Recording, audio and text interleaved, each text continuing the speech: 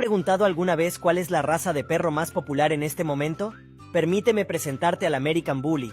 Antes de hablarte sobre esta raza de perro, no dudes en suscribirte y comentar qué otro animal te gustaría que presente. Creado en los años 80 en Estados Unidos a través de cruces entre bulldogs y terriers, el American Bully resulta en un perro de físico impresionante y carácter dulce y afectuoso.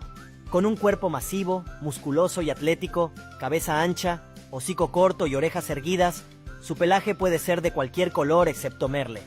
Además de ser un compañero excepcional, el American Bully es cercano a su familia, adora las caricias y es inteligente, juguetón y sociable. Se lleva muy bien con los niños, mostrando paciencia y protección hacia ellos.